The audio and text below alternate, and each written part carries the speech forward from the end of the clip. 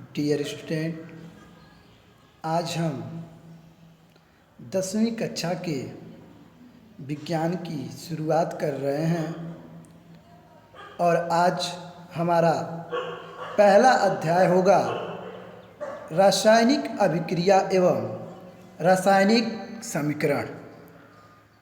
तो dear student, चलिए शुरुआत करते हैं। तो आज का हमारा पहला हेडिंग होगा रासायनिक अभिक्रिया। आज हम जानेंगे रासायनिक अभिक्रिया क्या होती है।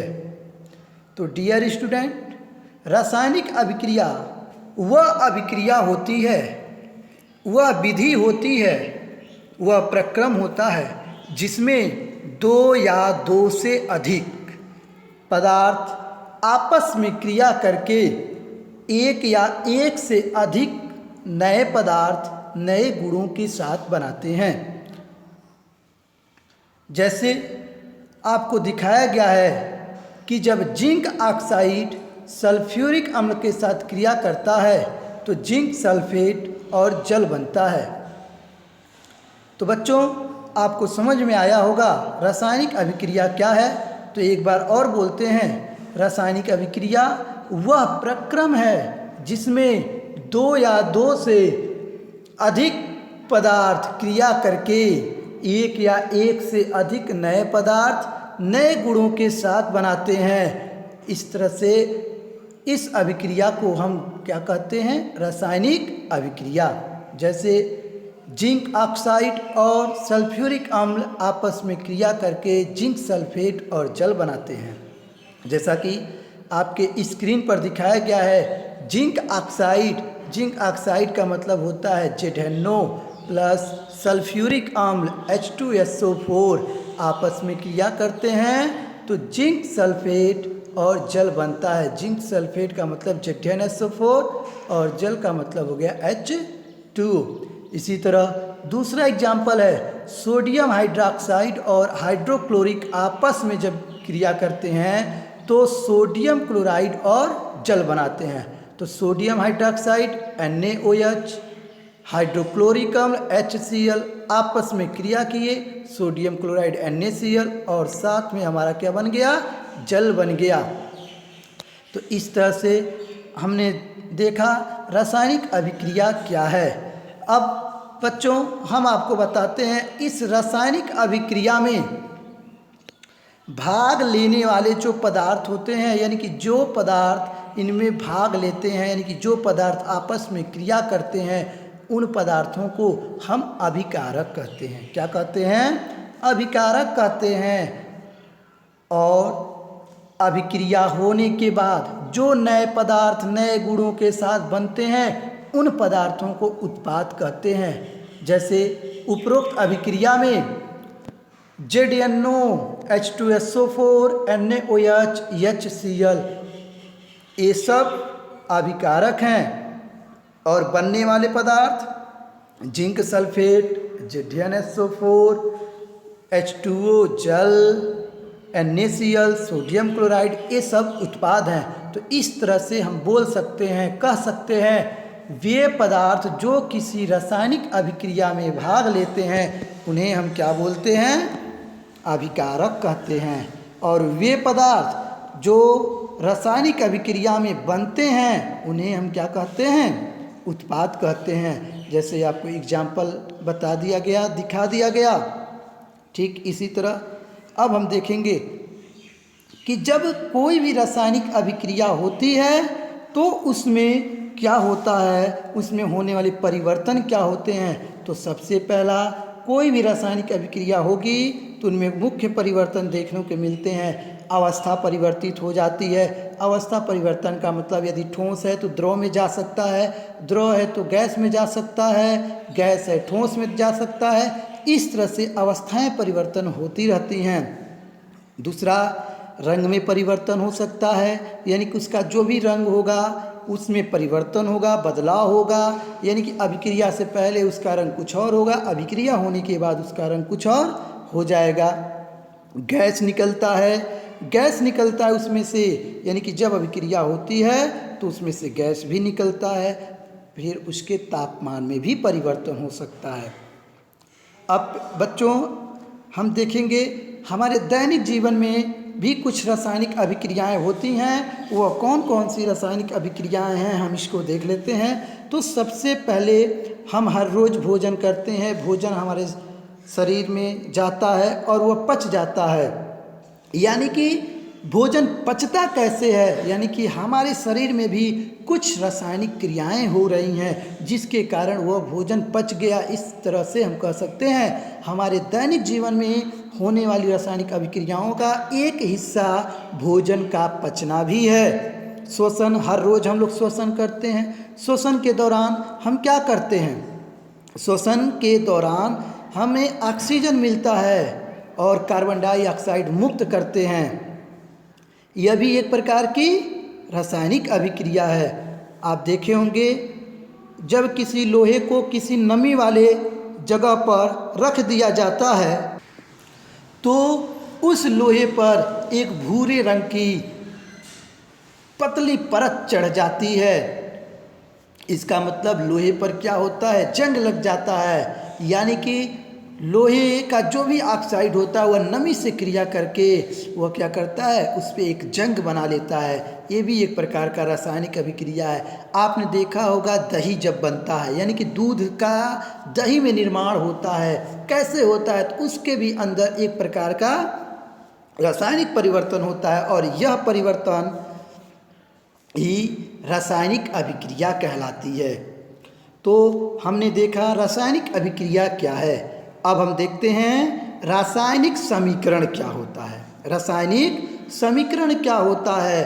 तो इसको जानने के लिए हमें रासायनिक अभिक्रिया को जानना बहुत ज़रूरी था, इसलिए हमने जाना रासायनिक अभिक्रिया क्या है। जब हमें रासायनिक अभिक्रिया अच्छे से आएगा तो रासायनिक समीकरण आसानी से हम समझ सकते हैं। क्या कि किसी भी रासायनिक अभिक्रिया में भाग लेने वाले अभिकारकों और उत्पादों को यदि उनके सूत्रों और संकेतों के द्वारा दर्शाया जाए तो उसे ही हम क्या कहते हैं? रासायनिक समीकरण कहते हैं। क्या बोले?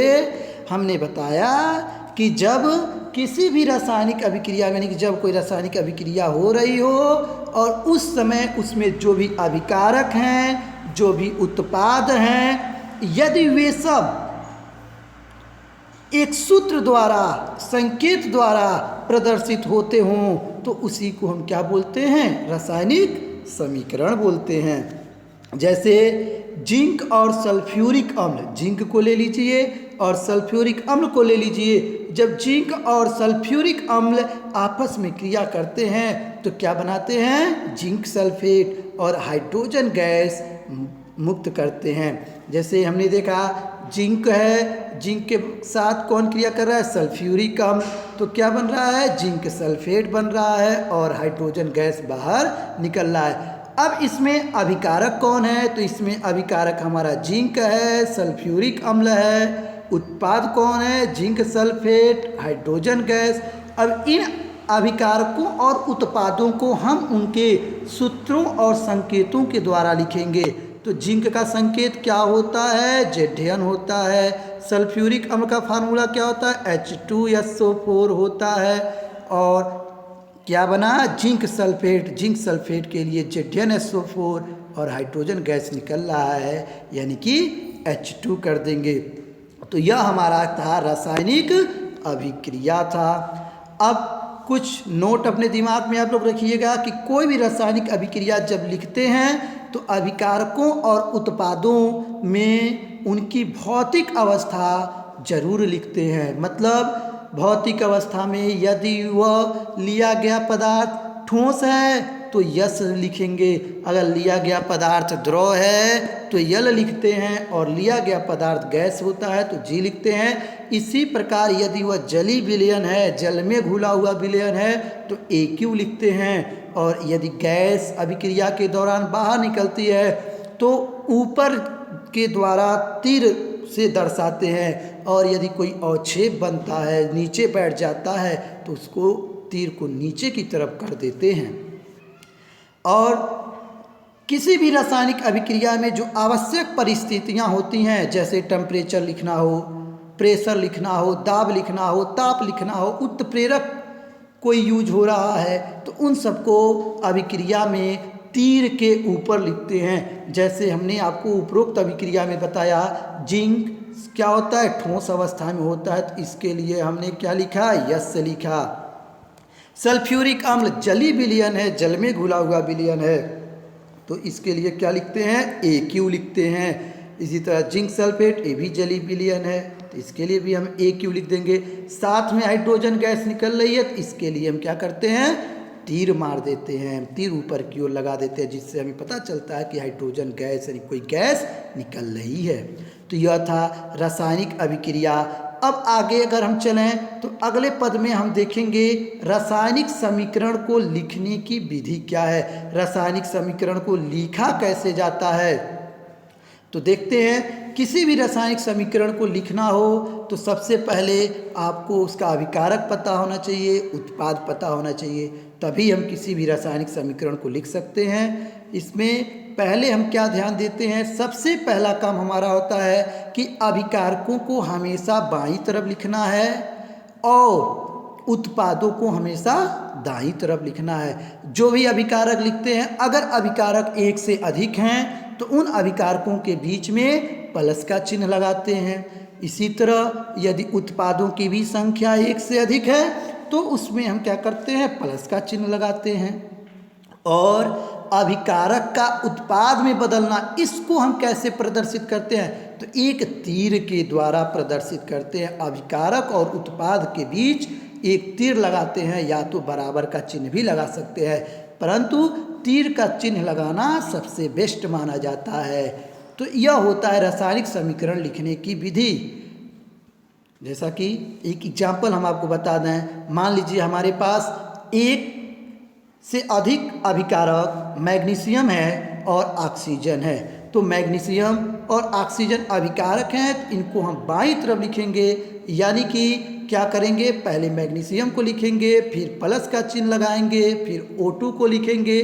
उसके बाद हमने बताया कि जब कोई भी अभिकारक उत्पाद में बदलता है तो उसके लिए बीच में हम क्या लगाते हैं, तीर का निशान लगाते हैं। उसके बाद उत्पाद लिख देते हैं। अगर उत्पाद एक से अधिक है तो उनके बीच में भी प्लस, जैसे नीचे हमने बताया आपको, Zn प्लस H2SO4 आपस में क्रिया किए, अभिकारक हुए, बदल रहे हैं उत्पाद में, तो एक तीर लगाएंगे और क्या बन रहा है, जिंक सल्फेट ZnSO4 H2, इनके बीच में प्लस। तो इस तरह से बच्चों हमने आज क्या क्या जान लिया, तो हमने देखा रासायनिक अभिक्रिया क्या होता है, फिर देखा रासायनिक समीकरण क्या है, फिर देखा रासायनिक समीकरण को लिखने का क्या तरीका है, हमारे दैनिक जीवन में कौन कौन सी रासायनिक अभिक्रियाएं होती हैं। अगले वीडियो में बच्चों हम देखेंगे रासायनिक समीकरण को संतुलित करने की विधि, किसी भी रासायनिक समीकरण को कैसे हम संतुलित करते हैं। तो आज के लिए बस इतना ही। आप हमारे साथ नोट्स बनाते रहिए ताकि आपको अच्छे से समझ में आए। तो आज के लिए बच्चों बाय।